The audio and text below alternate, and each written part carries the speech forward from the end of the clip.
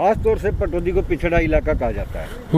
पटौदी के अंदर एक 25 बेड का आइसोलेशन वार्ड है। हम उसको पूरी तरह से कोविड सेंटर भी नहीं कह सकते, ना वो नहीं, वो भी प्राइमरी सेंटर है। प्राइमरी सेंटर है। रेवाड़ी और गुड़गांव के बीच में 35 किलोमीटर के डिस्टेंस के ऊपर जो आज की तारीख में सीमित संसाधन पे वहाँ सुविधाएं मिल रही है, आप उससे संतुष्ट हैं? बिल्कुल, इसमें कोई दो राय नहीं है।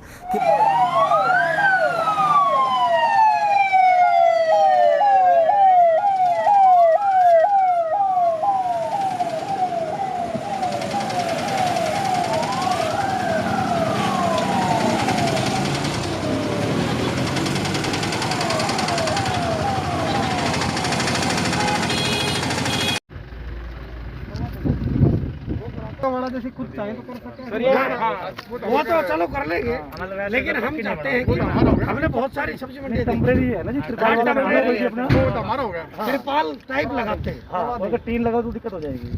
टीन ये लगा, इनको कहेंगे तो ये फिर दिक्कत करेंगे। अपने ये लगा दो, ऑफिशियल एक लेटर चलाए के कर देंगे। हाँ, तिरपाल तो खुद ही लगा क्या करके लगवा देंगे। काफी बढ़िया जगह है ना? हाँ, आराम से हो जाएगा, साइड में हो जाएगा। जहाँ पे गंदगी गाँव इसके अंदर।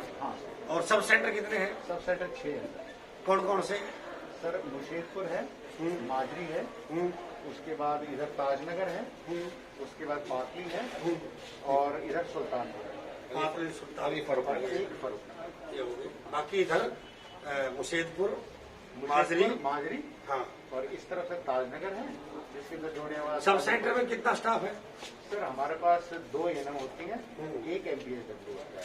अब जो हमने पटौदी में एसडीओ साहब ने हमने भी किया है, और कल मैंने सीएम साहब से भी बात की थी कि हम ये चाहते हैं जैसे 18 से 45 का तो आपके हमारे हाथ में है नहीं, रजिस्ट्रेशन ऑनलाइन बुकिंग वो तो यहाँ आ रही है सर अंदर कोई बात नहीं सर। और जो 45 से ऊपर है या जिसको डोज फर्स्ट या सेकंड लगनी है, हम उनके गांव में लगाएंगे। ठीक है सर। सब सेंटर जैसे एक सब सेंटर में 5 गांव होंगे। ठीक है सर। 5 या 6 सर इसमें आपका आइडिया बहुत अच्छा है और फास्ट। 5 और 6 एक सब सेंटर मान लें मुर्शीदपुर है, उसको कह दिया आज आप डुम्मा में लगाओ, बस कल आज आप मुर्शीदपुर में लगाओ, कल आप पालड़ी लगा दो, परसों आलमगीर लगा दो।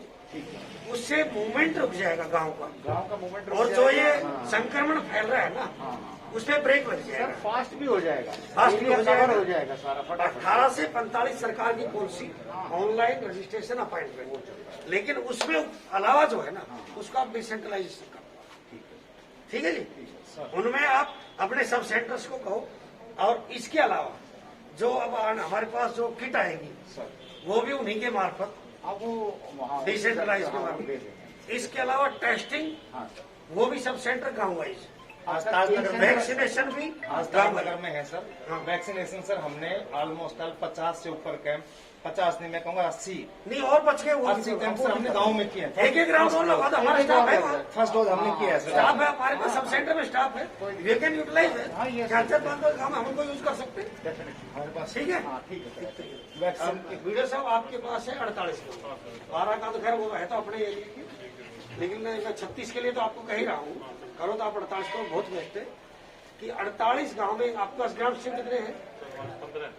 15, 45 एक ग्राम सेवक आप 3 गांव दे दीजिए, उनको ड्यूटी मजिस्ट्रेट लगाइए 3 गांव का, और उसकी लिस्ट आप एसडीएम साहब को और मुझे भेज दीजिए कि ये 3 गांव राम निवास सेक्रेटरी उसको 3 गांव दिए।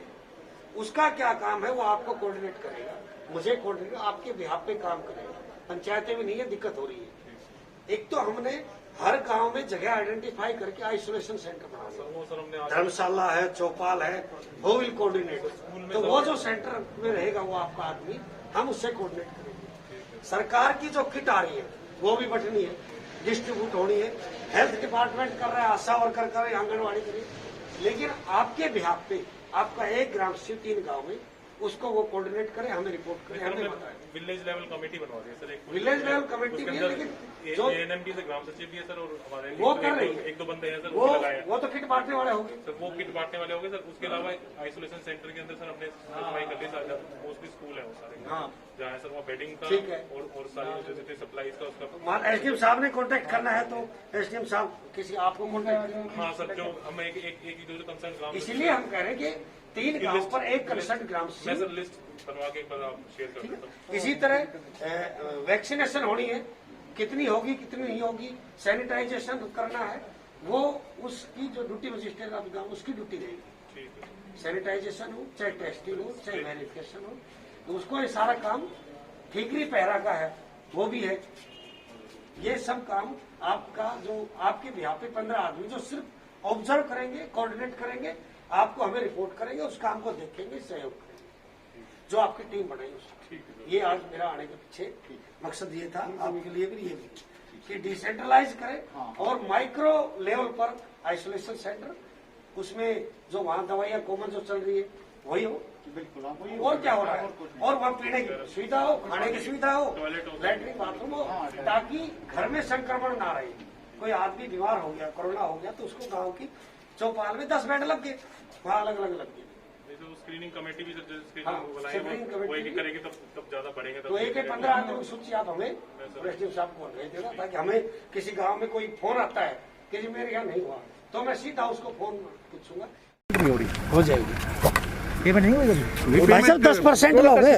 अरे सुनो डॉक्टर साहब, मैं जवाब दे रहा हूँ। ऑफिसों में 10% लोग हैं और आज की डेट में 5% है। कोरोना में सबसे हर एक का परिवार कोरोना में पड़ा है, और जिसको परिवार में कोरोना उसको आना अलाउड नहीं है। पेमेंट भी उसकी रुक गई, जिसके खाते में गड़बड़ है या नाम में गड़बड़ है, उनकी जहाँ 100 आदमी काम कर रहे थे वहाँ 5 आदमी काम कर रहे हैं। आप समझिए परिस्थिति क्या है। ओरिजिनल सही चीज है। बताइए, आप सरकार के प्रतिनिधि हो, आप उस तरीके से बात किया करो। ये सब गेहूँ बचे हुए, इनकी बोली नहीं होगी। तो बचे हुए कितने रह रहे हैं? कुछ हमारे पास बचे 400 घंटे के आसपास। सेक्रेटरी आ जाते हैं, उनके मार्फत से भिजवा दीजिए, करा देंगे।